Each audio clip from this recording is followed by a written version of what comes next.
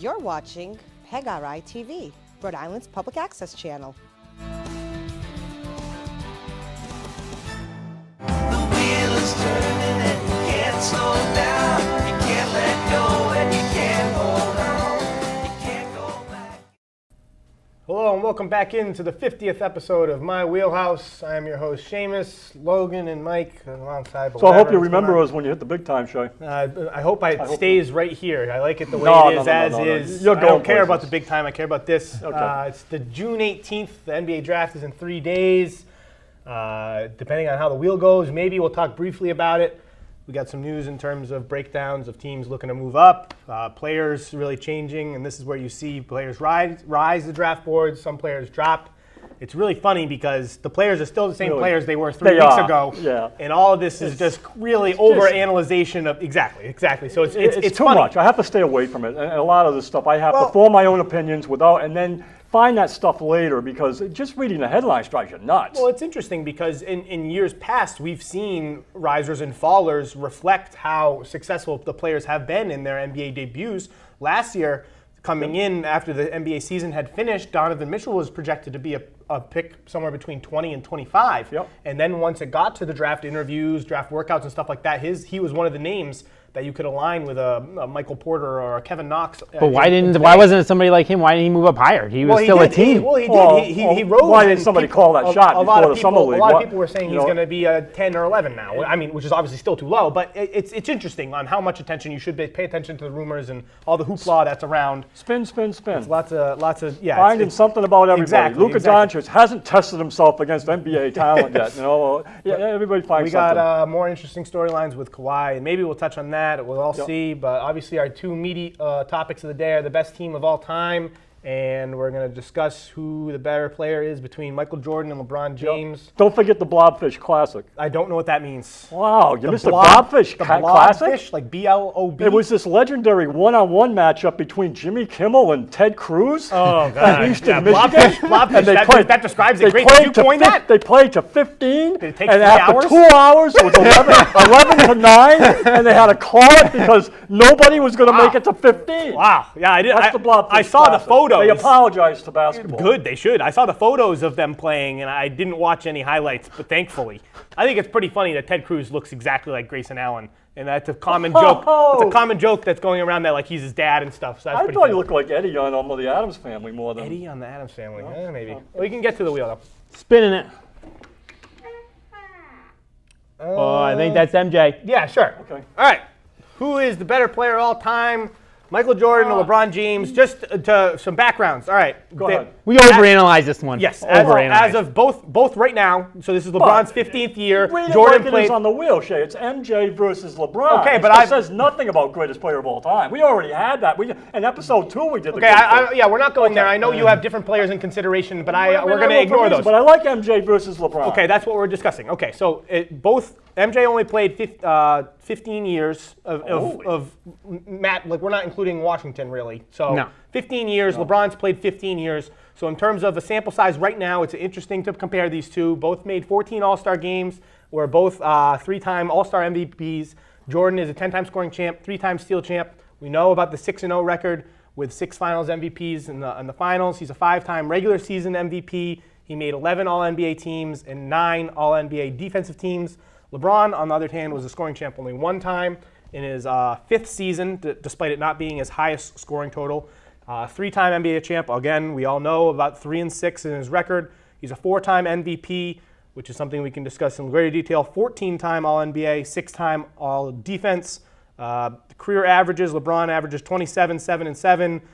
Jordan averages 36 and 5. 30.6, right? Some highlights. I think Jordan's highlight is the 6-0, and I think that LeBron's highlight is probably the 3-1 comeback against Golden State. So just some macro thoughts on the debate, and then we can get into whatever detail comes out of discussing it from there. Okay, so the biggest thing you can say about LeBron, like his biggest thing was when he beat the Warriors. But you say LeBron's the best because he's the greatest human athlete ever, body ever. That can't be argued. I don't think. In terms of athleticism. Size, speed, quickness, strength. It Will can't. could dunk his foul shots. But LeBron can do that too, and LeBron. I don't think he could dunk his foul shots. If he wanted to, he probably could. LeBron could totally do that. Jump 7 feet. LeBron LeBron can do anything. A world-class broad jumper and a world-class in the high hurdles. Okay, LeBron is more athletic than Michael Jordan. Yes?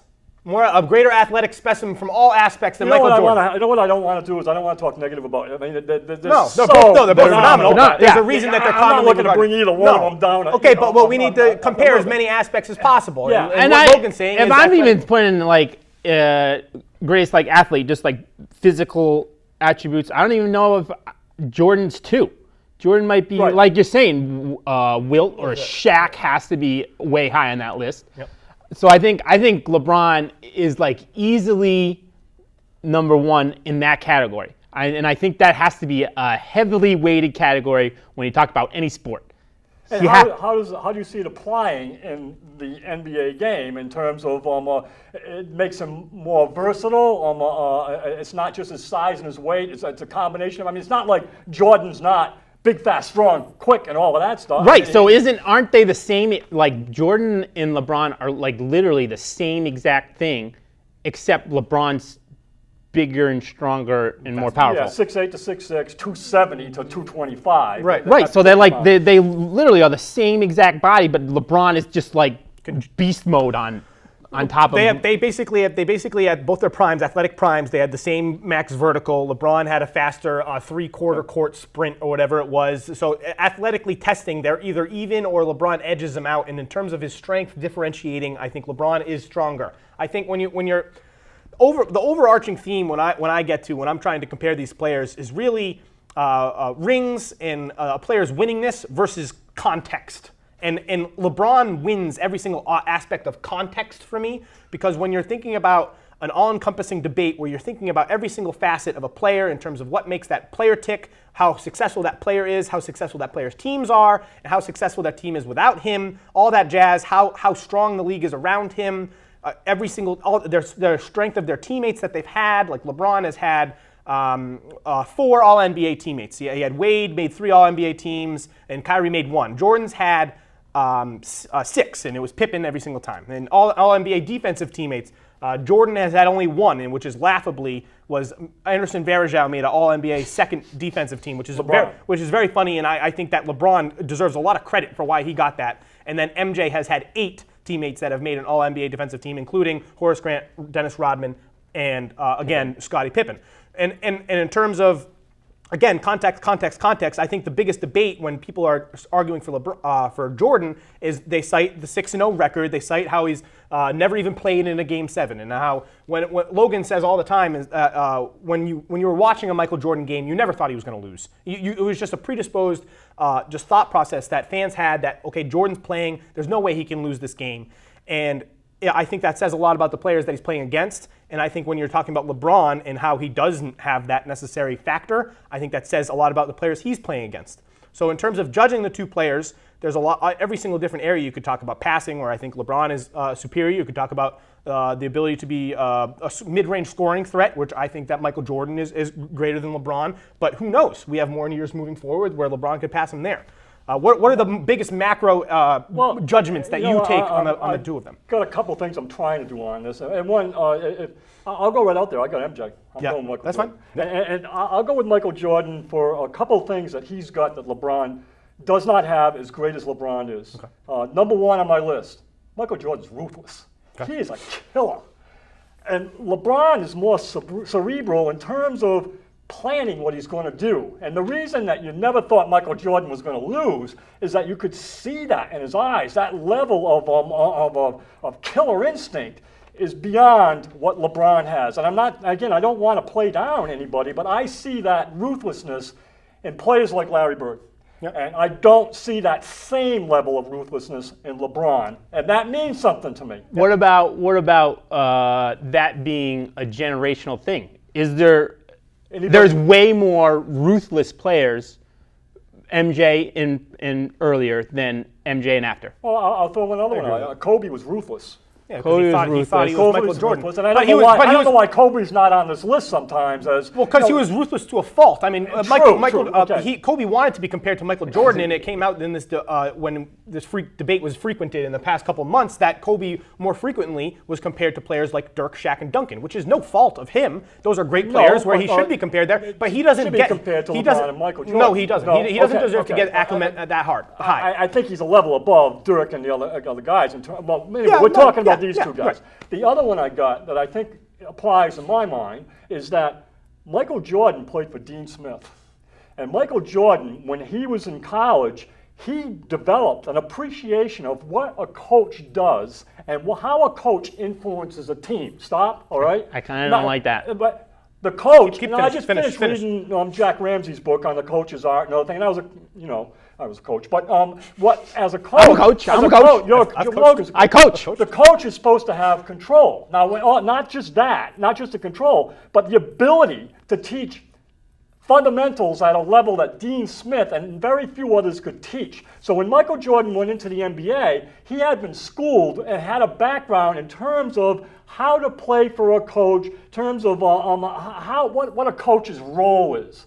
LeBron is never going to have that because he's never had a coach, and I can't hold that against him. But now as he's getting 33, 34, and it distorts, to me, it distorts the continuity of the flow of what's happening, coach to player, execution, game plan, all of that, and it also affects the chemistry. I think the chemistry should be tied to the coach. It should come from the coach down. As from this seat, I see Michael Jordan has an edge in that area, Okay. and I see other players have. Walton played for John Wooden. Right. Okay. Well, I'm sure we both have. What do you think about the coaching debate? Because I obviously think that you're actually arguing for LeBron when you talk about what you just said. I know you do, but that's not. Do you know Dean Smith? I know who Dean Smith is. Okay. Yeah. So what if LeBron went to college for 1 year and got Dean Smith coaching? I think he'd have a different attitude towards coaching. I think too. You think he would probably be better, right? He never. would probably be better, right? I think it would be very helpful for him. Right. But So because he doesn't, I'll go with. and how about I think like you said, I think that plays to LeBron's advantage in arguing that he never had that and he's still like.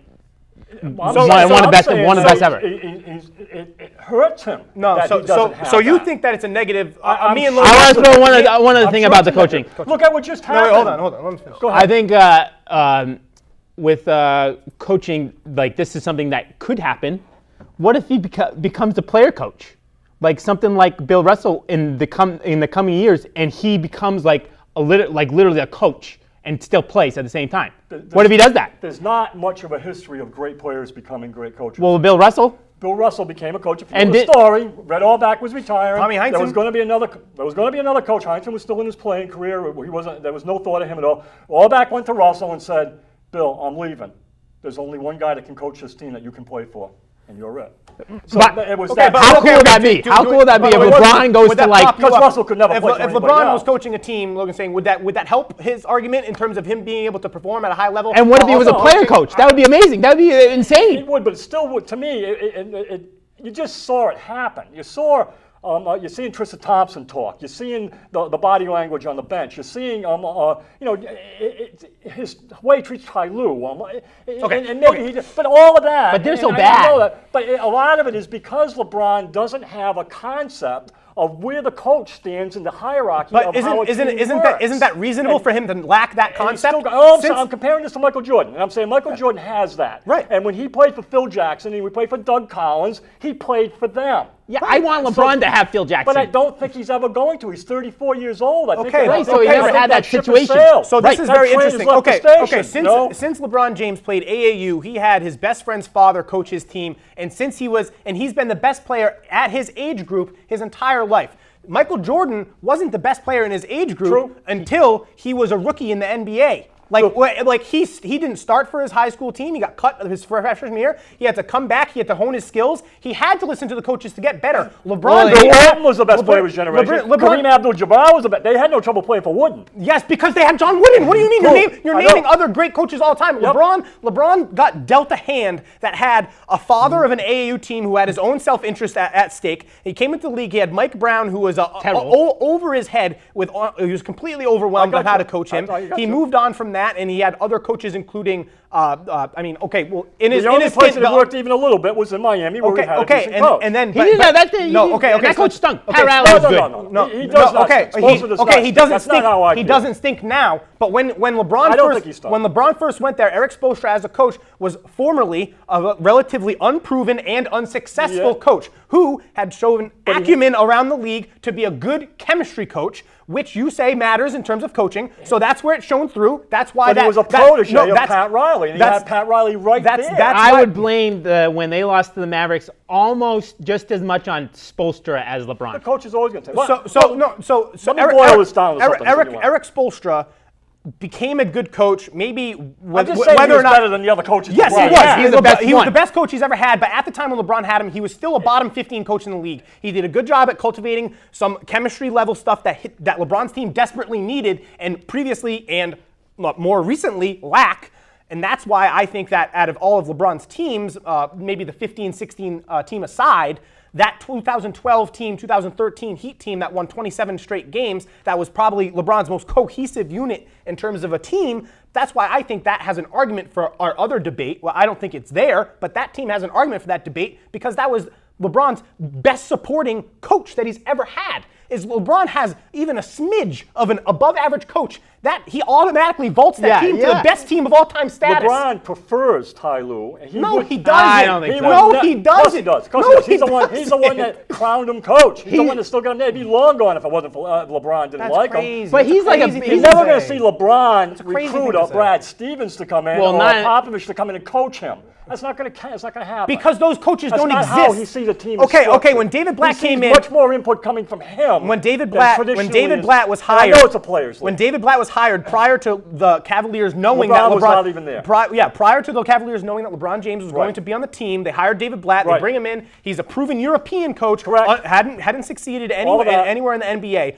He immediately clashed with players, clashed chemistry, didn't prove to have the proper how to handle LeBron. He didn't know how to handle anything. Mostly LeBron. LeBron got him out of there. Okay, but at that instance, you say LeBron doesn't want to bring in a Brad Stevens or a Greg Popovich. Well, where did that coach? Where was that coach? Did LeBron turn down that coach in favor of Ty Lue? Did he have options at coach? Or was that every single one of those coaches what taken? I'm saying is the fact that he didn't have that, his teams would have been better. And he would have been better for his teams being better. Again, I feel like that's not his fault. And I'm saying Michael Jordan, in my mind, I hold that as a plus for him. But that's wrong. That's backwards. That's backwards. You're arguing against LeBron. I know you can turn it that way, but I don't see that as backwards. I see that as something that's very, very positive. And the traditional way basketball is, the coach has got a spot that the players answer to. That doesn't happen. You're saying the same thing. I'm trying not to make it sound like LeBron. You're off. That's not how it is. That's just how his career went. I know. That's how it happened. But you're basically saying the same things that we are, but you're resulting in by saying he had never had a good coach. That's LeBron's fault. No, I'm saying it keeps him from being able to play in that atmosphere. And so I think that makes a better team. I think it makes a better team. Yes, I agree. I think that makes never going to do that. That's not going to happen. And I mean, I guess it's a long shot that he could go to Popovich, and maybe we would see that work. Isn't that maybe a thing that you can say promising because of LeBron in spite of his lack of coaching? I'll keep saying the same thing. Let me say my last thing on this. Is my bottom line is, who would I want? Michael Jordan or LeBron? I'm going with Michael Jordan. Okay. And I also would go with 4 other guys before Michael Jordan or LeBron. I would go with Bill Walton, Kareem Abdul-Jabbar, Larry Bird, and Bill Russell. Before I would go, if I wanted a guy, Okay. And so that's an interesting thing where we can tie it back through what you're saying about coaching. If you were the general manager of an NBA organization and you got to nobody, choose, you have nobody, no coach. You get to I pick have one player. You get to pick a right, coach. nobody. You have nobody. You get to choose between Michael Jordan and LeBron. No, okay, but you also get to pick your coach. You get to pick your assistant coaching staff. You get to pick the surrounding players around LeBron and Michael Jordan. No, Why I'm would the coach. Yes, you're the coach. That's how I think it. Okay, well, you And fine. who do I want to play Fine, you for can me? be the coach, but Who do I want to play if you for get me? both of those players at the start of their careers, wouldn't you think that you would be able to help LeBron James the way that Yeah, MJ if you're a was good helped coach, you would by definitely Doug pick Collins? LeBron. You would definitely. LeBron has more to work with. I'm telling you, based on their body of work, looking at it, who would I have wanted as a player based on their body of work, which is what we're looking at, and I'll say it's Michael Jordan. That's who I would want. But that kind of If goes I was back gonna on play, what you just said. if we know there was only 2 players, and you had one and I had had one, I would take Michael Jordan. I would be happy I'm playing against you and LeBron. I just think that That's just how I Okay, think. I'm saying That's what my. I'm saying that goes I'm against doing the eye test. On that this goes thing. against I'm what you watching just them, that that's what goes I'm saying. that goes against it. What you just said, hypothetically, say I don't think so. Say you're starting an organization and Greg Popovich is your coach at I'm the start of saying- his coaching career. Why would you not have those players at either equal or LeBron higher? Because LeBron has a greater floor. LeBron beginning has to immediately. go higher. If you're saying it's an even playing field, and with the coaches, No, you're giving an even coach or a good coach to That's LeBron. not the And only thing I said. I said that Michael Jordan is ruthless. He's an assassin. He's a killer. Yes. I want him. I want him to play. You can have whoever you want. I'll take Michael Jordan. But is he ruthless to a fault? Because he's had games As in a playoffs. coach, I love that. I agree, but you don't that. think that LeBron And I doesn't love want it to in win Larry every Bird, game? and I love it in Bill Walton, and I love it in Kareem. You don't think that LeBron doesn't want to win every single game? You don't think that No, LeBron can handle again, that pressure? I don't want to think say that one is and one isn't. I'm just saying that Michael Jordan's got a level of ruthlessness that LeBron doesn't have. I think that ruthlessness and a killer instinct. Logan saw that a little bit, and you might have seen that. I know what you're talking about, and I agree that in terms of outside perspective, when you're judging the two players based on what you see in the court, whether it's the end of the game, whether it's in the beginning of the game, whether it's a regular season game, any given Monday night, whatever it is, I agree that Michael Jordan is more likely to have just murdered someone coming into the game than LeBron James probably was just hanging out with his family and wife and just made dinner. But I carry this up. I'm saying actually on the court, LeBron is more calculated. He's more planning what's going to happen in a way where Jordan, it's more pure instinct in Right. terms of doing I don't know about instinct. I think it's his ruthlessness is his mentality to score almost. Yes, But I and think, you're saying that LeBron is more calculated because LeBron's a better passer. He's a better floor general. So like he's not a better scorer, a ruthless scorer, but I'd say I want LeBron on my team because he can score more because he can facilitate. He can score. He can read something today. If he ever shot as many times as Russell Westbrook, what would his scoring average be? Right, exactly. He can facilitate a greater team offense because he has a greater effect on how the his teammates play. He's cerebral. He is, and that's okay. That's fine. I'm just Right. choosing Michael Jordan So at his level of play with that killer instinct. I think over that cerebral approach. I think if you're picking between either killer instinct, I'm going to take every single shot because I know that I'm the best personal option and I'm the best scorer of all time, and that's fine. Yeah, I agree. Please do that. You averaged 30 points for your career for a good reason. You've scored 60 points numerous times. It makes sense why you should take the final shot every time. It makes sense why in the fourth quarter you're a go-to guy possession after possession after possession. And I reward and I understand that argument. But at the same time, I don't think that should hinder your appreciation of LeBron James being an all-encompassing player, being a player who's trying to make the perfect, correct play every single time. He's trying to either, if scoring is the correct thing to do, he's going to shoot it. He's going to get to the free throw line. He's going to dunk it on somebody. But if he's taking it and he has three men on him, whereas Jordan would take a fadeaway jump shot with three people on him, LeBron James is going to make a top passer all time caliber pass to an open shooter that's a high caliber shooter to make the play. I think LeBron's the wiggle room for a situation to go wrong in terms of Michael Jordan taking a shot and LeBron James making a decision is so close. Yes. And I think that I personally would side with the part where you can also build a team that you're depending on everyone. When the debate where like that's not LeBron what happened though, and Michael Jordan, I think Michael Jordan made Scottie Pippen a Hall of Fame player. I do. I think Scottie Pippen developed under there. I think he made players like Luke Longley and Bill Wellington better players. Yeah, but those guys stunk. I know, but I think they thrived under Jordan in a way that I talked about last week, that players aren't necessarily thriving under LeBron. Well, I don't know. Like, is Luke Longley, like, are you more impressed by Luke Longley than Jonas Ilgauskas? Think about somebody on the Miami Heat. He made all those shooters like amazing. Yeah, Shane Battier, Mario Chalmers, Mike Miller. He made all those players way better. Every team that he plays with, LeBron makes way better. I think it's an argument that really doesn't have an answer, obviously, and I'm just choosing where I. And then if you touch on I think even ruthlessness in winning, it's all situational. It's all time sensitive. It's all based on your opponent, and I think that like sways the same thing more to LeBron. LeBron's being said he's not ruthless because I didn't say he's not ruthless, or he's not as ruthless. He isn't. Yeah. He's not as ruthless as Jordan. LeBron is ruthless. I mean, he is. There's no doubt about that. But if Jordan, MJ's at a level with Larry Bird. Right. So Jordan, when Jordan's in his prime, Jordan is like way superior to everybody else. But LeBron is the same, but he's playing teams that are superior to him. So how is he supposed to be a ruthless killer when he's playing teams that are superior to him, and then Jordan is way better than everybody, and his team is way better than everybody?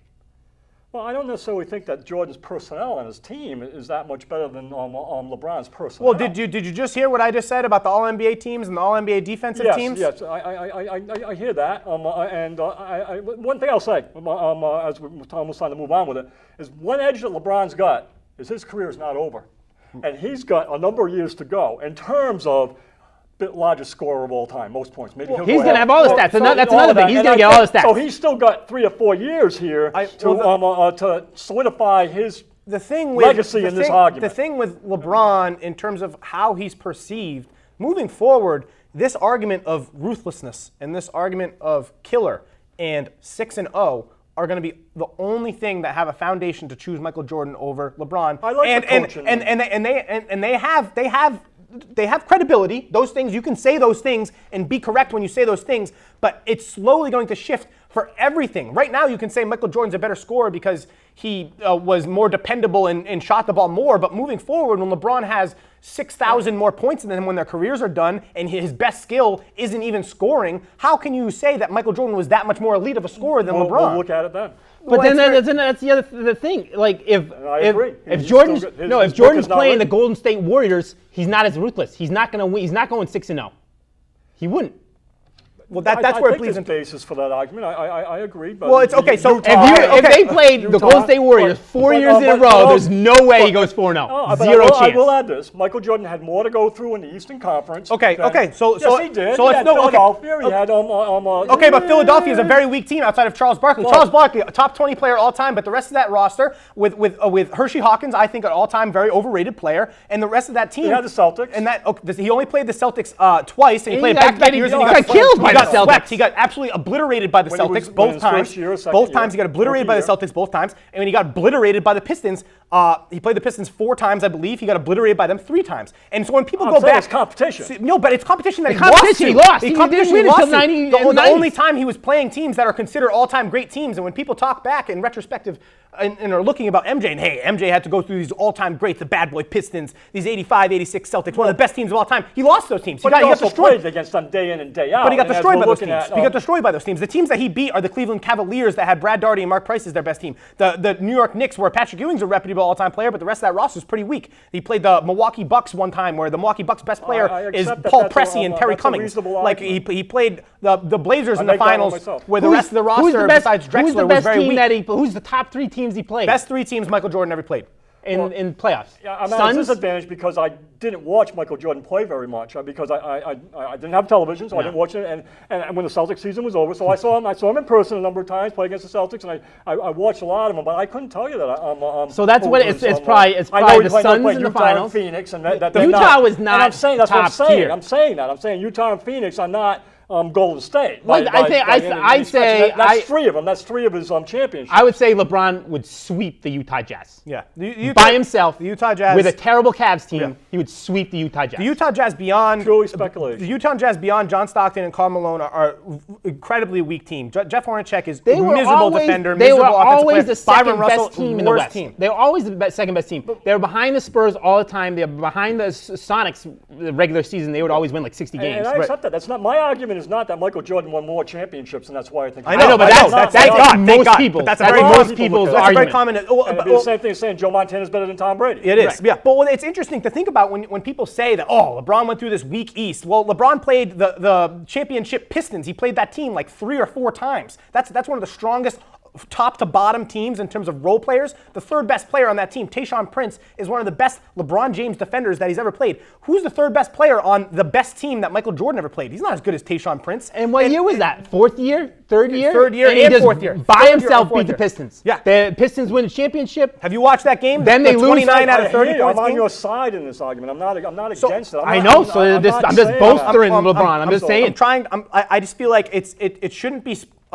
It shouldn't be at LeBron's expense where he's played in this weak Eastern Conference where I think that he's played strong teams. I think he's playing this Pistons team as the all-time team. I think teams that are even on a lower level, if we're talking about like the Gilbert Arenas Anton Jameson, Caron Butler, Wizards. That doesn't sound like a super significant team all time, but when you try to compare that to one of the mediocre teams that Michael Jordan was playing, maybe it's the Glenn Rice-led Hornets, maybe it's the Bullets led by Jawan Howard, maybe it's the 76ers with Barkley, who's an all-time great, but the rest of that team's weak. Like, if you're comparing these teams head to head, like the Indiana Pacers, led by Reggie Miller, a good team, took the Bulls to 7 games in his last year.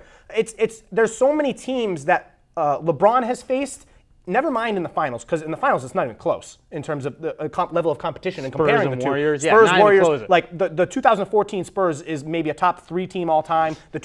Every single Warriors team he's played is in debate for the best team of all time. And you don't even need to discuss the teams that he plays in the finals because they're not even the same plane.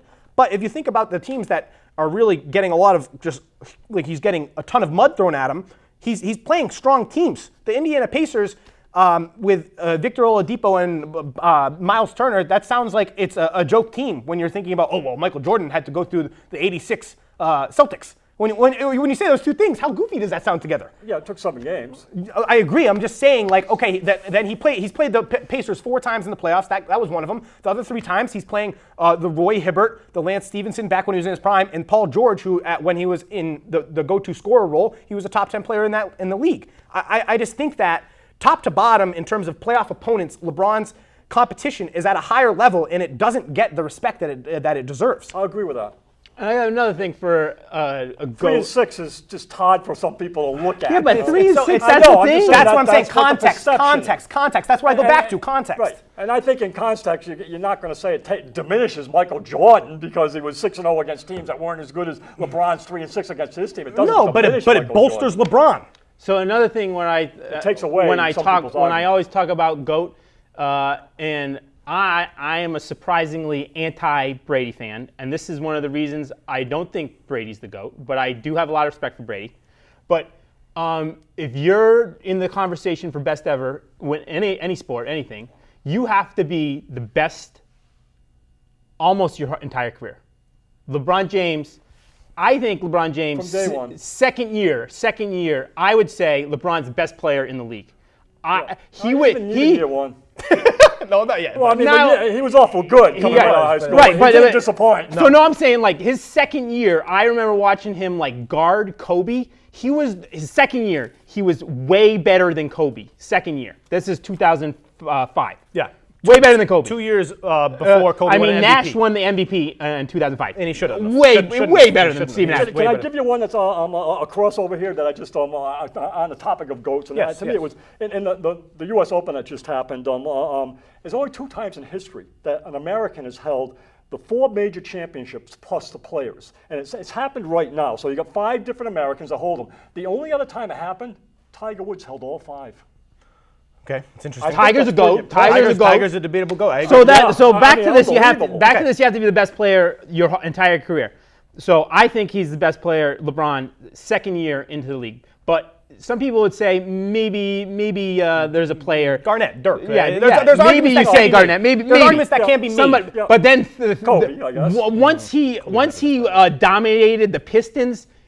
He's by far the best. I think that's his 3rd year. That's his 4th year. He's by far the best player in the league. Right. And he's the best player in the league from 2005, which would be his second year, but definitely 2006 all the way to 2018. That's 13 years. And that's what Tiger Woods says about when he was asked the question recently about who's better, Michael Jordan or LeBron. He says, both guys look at this, but I said, and when I look at LeBron, it's how long they did So it. longevity has to be something. Has to be, Definitely, and he's 13 years. So definitely. LeBron's and best probably player. got 3-4 more years to go. Right. So he's the best player for 13 years, guaranteed. What's Michael Jordan? When did Michael Jordan become the best player? This can even go into Larry Bird, Magic Johnson. This is something where I can't say That's a decent I argument can't for say LeBron. Larry Bird's the best player ever because there were years that Magic was better than him. I can't say Magic was the best player ever because there were years that Larry was better than him. As a Celtics fan, you should never say that. Well, it's not. It's really so marginal, and Magic was never better than Larry. I mean, he beat him in the NCAA's, but He was never. I don't think so. and I mean, again, I'm a Celtics okay. And fan, you know, so- in a But specific this'll be year, something we can discuss there's later. definitely No, fine. in a specific year, Magic Johnson was definitely better than Larry Bird. Okay, but that's something we can In a debate when we get to specific the other team. Okay, back to LeBron in terms of Jordan. Jordan was probably started being the best player in the league in either 88, 89 when he was putting out these crazy scoring outputs. His team still didn't make that cusp. It wasn't until they won. But I think maybe 90 is like the last year where you could say push it back, and I think 88 is the first year. So because that's when he won the MVP, if you're 88. Right, if you're doing that, that means from 88 to 98 minus the 2 years that he was gone, he was the best player in the year. That's 8 years. 13-8. So he was 8 years. And then, Three-peats are and impressive. yeah, but not when you're playing against lesser They competition. still are impressive. Lesser competition, It's it's not still as impressive. This is It's not just as saying impressive. that you're the best player in the league. He's 8 years. Can we talk about LeBron's 13. Can we talk about the 2 years where Jordan left? Why is this not discussed more in terms of a negative? It should be. In terms of a negative, A lot of people say it was his gamble and that He- cost him it all the was. league. So he had to take a He'll hiatus. say it was his father being killed in an accident. Okay, but aren't those that connected? well. Wasn't his father being murdered? Wasn't that probably connected to some type of gambling debt that Jordan was involved with? That's speculated, but isn't it obvious that has to be it? Jordan, you regale him as this killer, this ruthless person, hyper competitive, one of the person who's at his peak is his game, loves don't? basketball, loves everything about basketball. I didn't say he loves everything about basketball. I said No, well, I'm agreeing with you. He's all these things, and I'm saying he loves basketball because it's It's a obvious he is. mystery You why listen. he won- You listen. You batted listen. 200 in the minor leagues. You listen to Jordan. Tim Tebow. You listen to Jordan have interviews early in his career before he's the best player in the league, and he's talking about how the only thing he loves is basketball. I don't care about anything else. I love basketball. So you're going to try to tell me that this is too easy. I'm just going to leave? No way. Well- there's a specific reason where I had to leave, and that should hinder him or his argument for the best player of all there's time. a specific, but it is fact that his father was murdered on driving in a car by some people that ambushed him and just blew him away. Yeah. And that was the following year that he went into baseball, and he said that my priority. I'm not thinking the same way as I felt 2, 3, 4 years ago. Yeah, because it was his agree. fault. I mean, LeBron. Yes. LeBron never had a dad. It's just like Yeah. I think, and then after that, I mean, you talk about like his baseball year when he's doing all that stuff and was that 2 years. that charade. I just think that those 2 years, and then he comes back. And the wasn't first the year he same. comes back, I think one of the best teams that he ever played was that Magic team that beat. I think it was either 4-1. Or it might have been a sweep. I don't think it was a sweep. I think when Jordan was number 45, that Penny and Shaq year was one of the best teams he played, and he lost to that team. And maybe he only played 17 games in the regular season, and then he got into the playoffs. Maybe he didn't have his feet underneath him enough, but he's coming off of playing in the lead role in a very popular movie. That never gets negatives. That in the middle of his career, when he wasn't playing basketball, he played an actor role in Hollywood, and he decided to make some money because of that. Great movie, one of the greatest movies ever. He come back, and then his play was, I mean, he was still elite, but his play wasn't what it formerly was. He was older. He made up for it when he came back next year, and he beat that Magic team. Tough to take 2 years off. Yeah, so He wasn't the best player in the series. He might have been the third best player in the series. I think that needs to be discussed more often. And just to button it up, I just want to go through some of the more commonly discussed positives in terms of Jordan over LeBron. So we've already discussed briefly the 6-0 versus the 3-6, and how that is very contextual and how it deals with the level of competition that you're dealing with. You spoke briefly on ruthlessness, and maybe that kind of bleeds into like mental toughness. And I think that LeBron obviously has that. It's just maybe less approachable and less visible to the naked eye when you're watching a game. LeBron's in a weak East. I disagree. I already say that I think he played just as high-level teams. Maybe Jordan played more all-stars at the top of the teams that he was going against in terms of the Barkleys, the Ewings, and the Kembe Mutombos or whatever it is. But the remaining players on those teams are less impressive teams than the teams that LeBron was playing.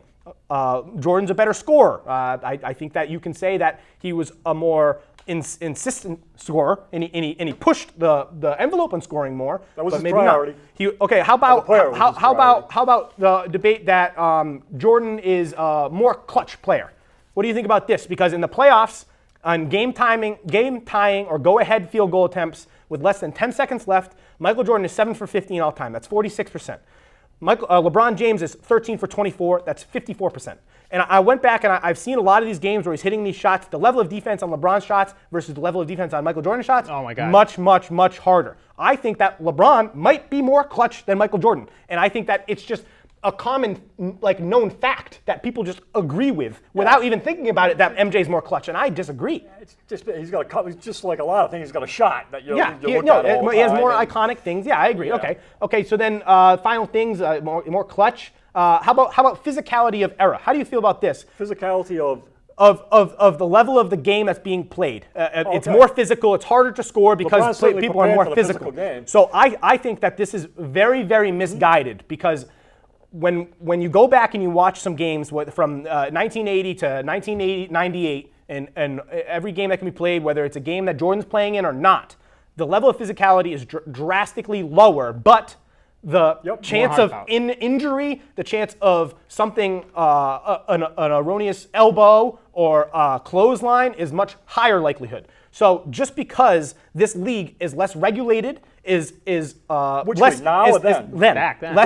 regulated, less strict, and enforces fewer punishments on severe plays, on flagrant fouls. Yeah. Why isn't it discussed that LeBron James is dealing every single time he goes to the hoop, he's getting raked, but he's just going through it. But when you talk, and he complains, and everyone complains about LeBron complaining. But when Jordan played, he was getting wide open layups and stuff like that 5 out of 7 times when he goes to the hoop. But those other 2 times, he's getting clocked. And because of how significant those come off when you're watching the game, people just assume and overvalue the physicality of the era. Michael Jordan went to the commissioner and complained and had the flagrant foul rule instituted to a higher degree where after a series when I think it was the 3rd time that he got his butt beat by the Pistons when he was struggling with Bill Laimbeer, who I think incredibly overrated defender, but he was struggling with Bill Laimbeer and Rick Mahorn and these other bruisers on the bad boy Pistons. He went to the commissioner, privately complained, next season coming in, there's a much more strict flagrant foul rule. If you're ever going to complain about anybody, it's going to be the bad boy Pistons. It's a flagrant 2. No, but Ricky Mahorn. He was getting hit. Got his rod, but he was getting the level of physicality is lesser, and on the instances where the physicality is higher, it was so illegal that Jordan complained and then had the illegality removed. So it's just like I think in every aspect of that, LeBron is criticized so unfairly versus Michael Jordan, who doesn't get criticized for this physical era that he played in because it's kind of a falsehood. You know what I mean? When was the last time you watched a bad boy Pistons game?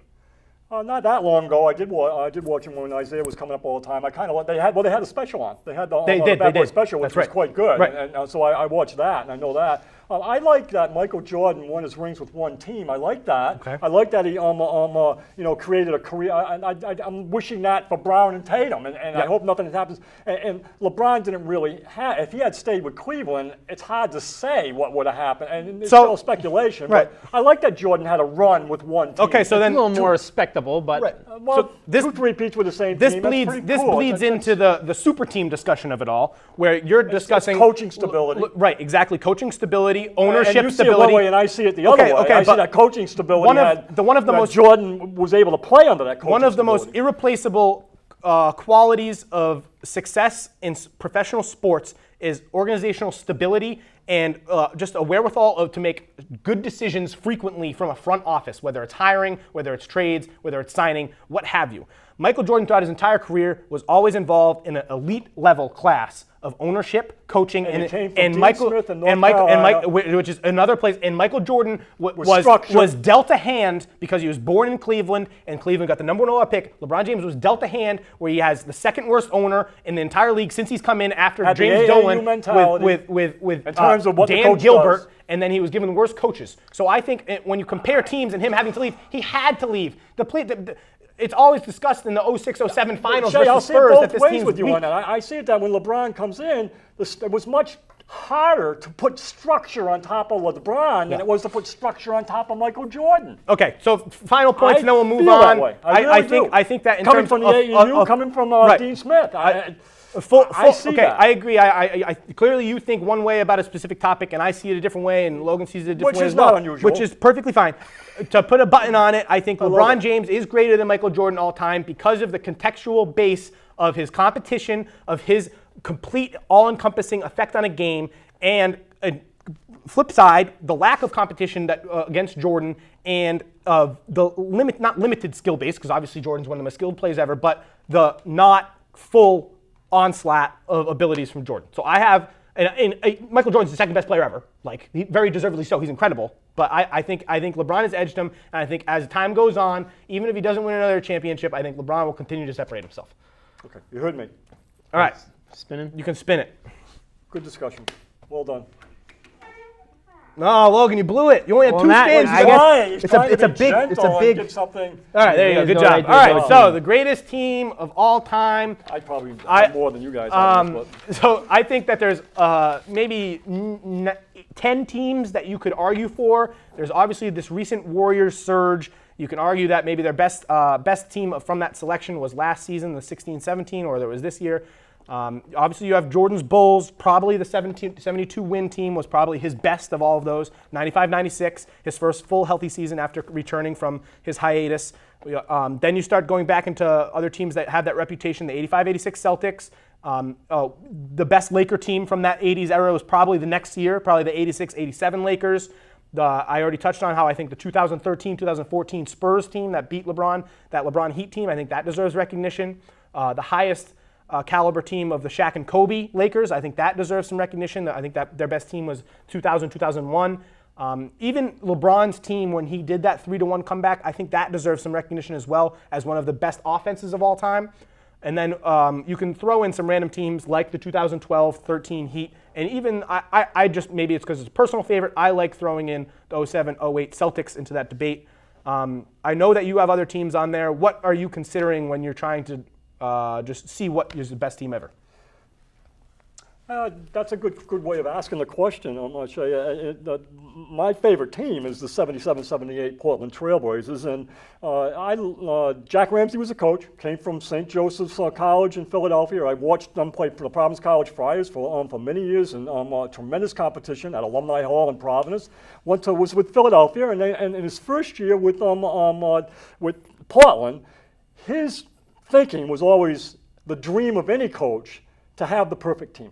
To have the team that, in his mind, was able to do and duplicate what he had for basketball in his head. And it was two defensive, hard-running guards that were real quick and fast. It obviously was a center. It was a running forward. It was fast break and full-court defense.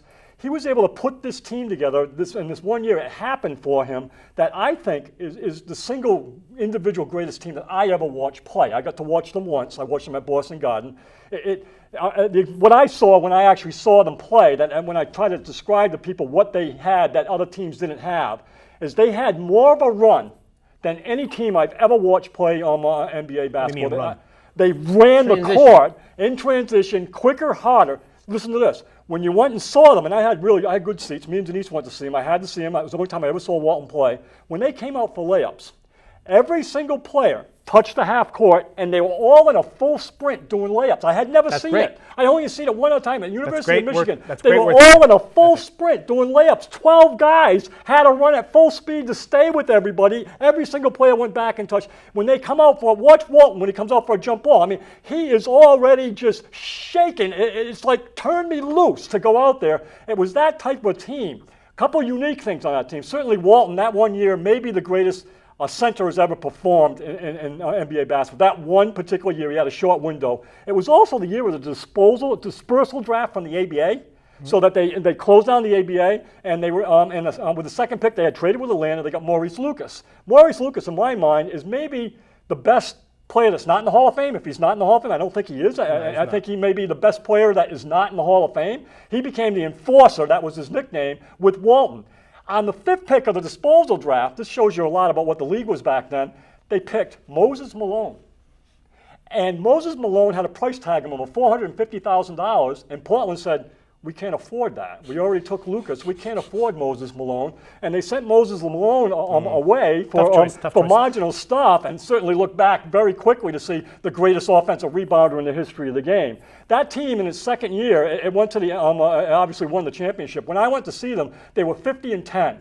And I think that team there is the best I've ever seen a team play basketball. I think they might have beat the Celtics by 35 or 40, but it wasn't just that. It was the way they played. Now, Ramsey's philosophy of running the court with two wings and to the point guard right away. I showed you Walton's ability for everything to go through him as a center. Well, incredible passer, incredible rebounder. That's my team. So when you think about this team, are you thinking this is the best team I've seen because of what they brought to the game, how they approached it in a different way than formerly bit prescribed, or are you saying that this team could compete with all those other teams that I just listed and beat those teams? Is that what you're saying? That every single team I just listed, that team would beat those teams? I go with, and you know, I hear your argument a lot on this, and it's you know, I'll still say that Bill Russell would dominate today's game. I'll still say that. Okay. So that you know that's where I am. So with you're it. saying that all I can say is my eyes saw the greatest team I ever saw. Okay, so the 70s. And I've seen the other teams play, and I have one Celtics team that so I the 78 Blazers would the beat 77, 78 Blazers. 78 Blazers would beat the 2014 Spurs, would beat the 2001 Lakers, would beat the 2016-17 Warriors. That's what you're saying. I'm saying that my eyes showed me.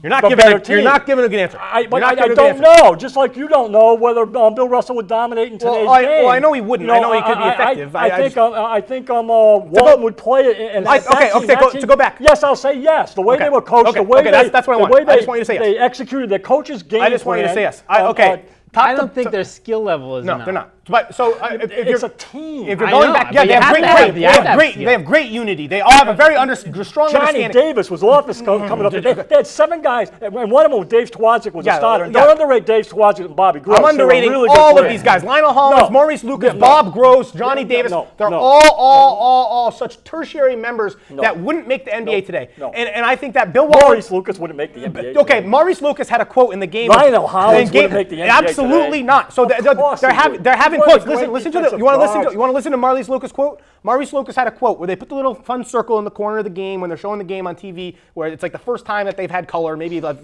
3 years away from having color television. Maurice Lucas has a quote where they ask him how he prefers to score. What do you like? What do you want to see when you're going into a scoring situation? He says, well, I like catching the ball close to the hoop, and when I catch the ball, I want to turn around and I want to score. And then the interview ends.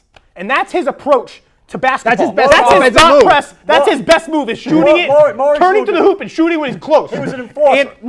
I'm really good if I'm close to the hoop. If you give me the ball when I'm close. It's just like the level of IQ, the level of skill, the speed, the strength, everything was so low. When Maurice Lucas came to the team, Hubie Brown was coaching him in the ABA. Hubie Brown did not recommend him. So it was, there were other guys, but he fit that team. He fit what Jack that's fine. He that's fine. Somebody that's to fine. stand next to Walton he fit his and role. Be a body he fit his role. He and did a good job. He averaged 80, I don't care about statistics. I know that, but I mean, he did rebound. He was a very good rebounder. So the thing that's interesting, he was a ferocious player. Where does Bill Walton rank in terms of your rebounders all time? Is he a top 5 rebounder all time? Okay, so when I'm watching Bill Russell, Bill Walton, I apologize. I come away very unimpressed. He's a below the rim rebounder. He's a rebounder that is based off a position and is based off the players around him and not him, not actually himself. So I think I agree. Bill Walton is a transcendent player that is one of the best. Transcendent player that is a below average rebounder.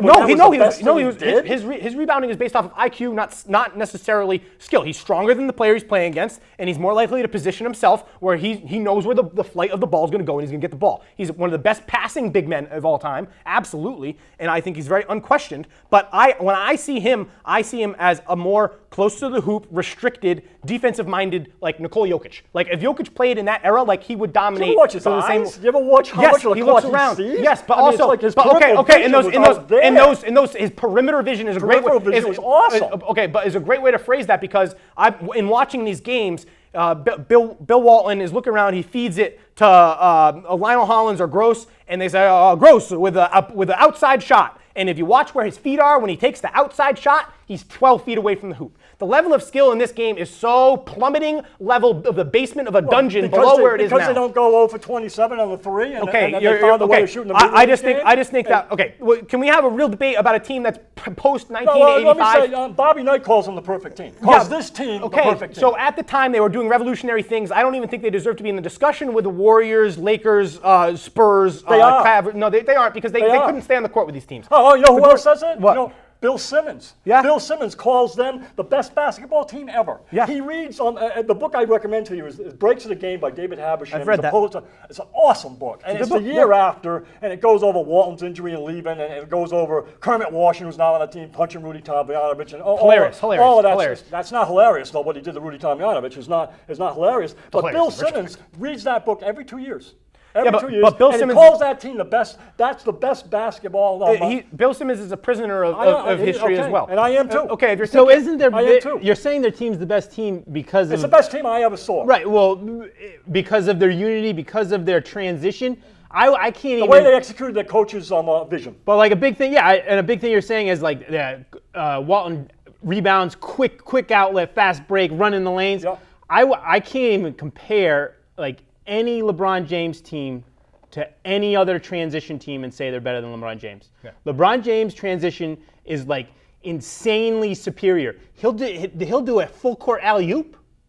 Like it's how can you interesting. even compare you're speaking- Dwayne Wade and LeBron James You're speaking. fast break with anybody? You're There's a lack of speaking. structure to No, that. no, but you're speaking. It's not structure. It's talent. You're It's speaking, just you're, skill. speaking, you're speaking on transition and fast break at this time, 1978, as a skill that was created 10 years ago. At this time, it has been so perfected to a T, and the athleticism pairs with it. So with the speed, this point guard, what's the point guard name with a T and a Z and a, what's the guy's name? What, Dave Twarzik? Yeah, not the point guard. Twarzik. When he's running a fast break and he's on the edge of the fast break, that guy is in molasses compared to any player. He's really quick. Dennis Smith He can scores play- 75 he can play points a any guy in that game. league on the end line.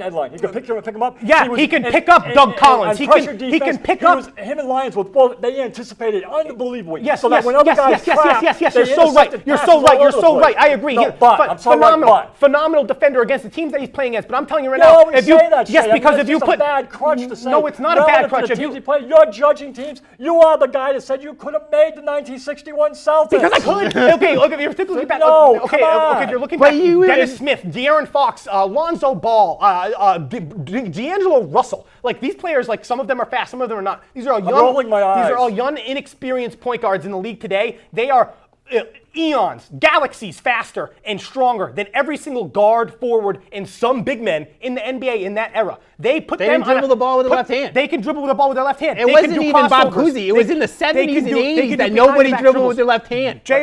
I've said we had this before. Cozy had a very good left hand. No. We just watched. I What was the know game we he watched? had a We really did, okay, good so left hand. right before we came on, He shot left-hand hook shots. Okay, that's and great. passed. That's great. So right before this game, really right good before the left show, we watched the Blazers, the '97 Blazers, in the championship in the finals versus Julius Erving's Dawkins, 76ers. Caldwell Jones, right. That team Bobby is, Jones. I think Doug Collins might have been the third best player on the floor just because he could make an 14-foot jump shot. That's why he was the best player on the team. It took He- 3 minutes to Julius see as a Erving was left-hand not an dribble. outstanding player. Julius Erving is an outstanding athlete. He couldn't dribble. He couldn't move if he in the I- flow of the I know, offense. We can't talk about these things. But because I want you to watch these I'm games so- with me because of I'm course being I very do. I mean, genuine. I'm being genuine with what I'm seeing on I the played court. against Dr. J in college. Yes, but I I'm remember against them. They used to come and That's scrimmage great. my, I'm Did very, you score on him? I'm very jealous. Huh? Do you score on him? Oh, God, I was the 12th man on the team. Oh, the other coach said I had a good jump shot. Okay, so I'm going to take my least favorite player of all time, Draymond Green. And I'm saying if you put Draymond Green in that era, he is so much more physically dominant than any single player on the court. Maybe there's one player that's comparatively strong. Walton is physically Yeah, dominant. but maybe and, he's no. and That's what I'm saying. Lucas is no, physically no, dominant. not in comparison to Draymond Green. And it's just laughable to think about these other players in terms of how they would compare now. I mean, do we not have better athletes? You should just end that argument because it's not. Okay, it's not, okay. there's So not- okay, so it's take that just away. Not going to work. Take that away. Give me one team that you think is best team between this Warriors recent dynasty, the 95-96 Bulls, Celtics. the 84-85 Celtics, and the Spurs. Celtics. Those four the Bill teams. Fitch Celtics. The Bill Fitch Celtics is your pick. That's Why- my Wait, I favorite thought they were team. best in '86. 86 was their best team. I think the so. Bill Fitch. I thought it was the first one. That's the first. I like the team after the team you're talking I about. know better. that, but I like that team. Okay, the best. out of those teams, who is your best team ever? I don't understand how anybody could ever not pick the Golden State Warriors as the best team ever. I can't understand it. They won 73 games. That's the most wins. Look, You're Jordan talking won about 72. You're talking about Less competition. right? So I'm talking about the year after that when they added the third best player in the NBA. So like you win the most games ever. So if they won the championship, that team, that 73 win team, is like definitely in consideration for best team ever. Then they lose because LeBron James is the greatest player ever of all time, and then the next year they get the third best player in the NBA. So How is that not the best team ever? We don't have much You're time talking left. about, Debatable. We don't have you're much- talking we about don't- it's a possible. team We don't- like they're the best we don't- team. It's possible. We don't have they much are. time left, but okay, Bill Walton all time. You probably have him top 10. I probably have him top 30. But if you're thinking about got such this- a- he's got it's such fine, a it's fine. small It's body of fine. work. It's very hard to Yes, judge I him. agree, and that hurts him. But if you think about it, when it's all said and done, Steph Curry and Kevin Durant are probably going to be two top 10 players all time, and Klay Thompson is going to be the second best shooter of all time, and Draymond Green is going to get a lot of slack as one of the best defenders of all time. Already, these people that clear every sentence I just said adds up to be the best team ever. And Michael Iguodala Jordan, is second best insane. player ever. Pippen, top 25 all time. Everything else is irrelevant. I think it's obvious that the Warriors are the best team. Final thought, go. You got 12 seconds. Well, I think what you miss is that the word team. Okay. How is the Warriors the best passers? They're like fantastic passers. Fantastic transition. It's like it's the most mismatch. Okay, a team only matters to a degree when you have The certain five ability. guys You together, think, okay, it's so what they equal. your pick It's is what the five guys together Okay, you equal, got 78. including the coach. You got The coach 78 is Blazers. vision, We got five the players. 2017 It's not 16 individuals. Warriors. Enjoy the draft on Thursday it's night. coming. It's going to be very exciting. Expect a lot of trades. I hope Thank you I for hope the joining Celtics us. don't get crazy. Thank you for joining us on My Wheelhouse. Don't get crazy. Goodbye.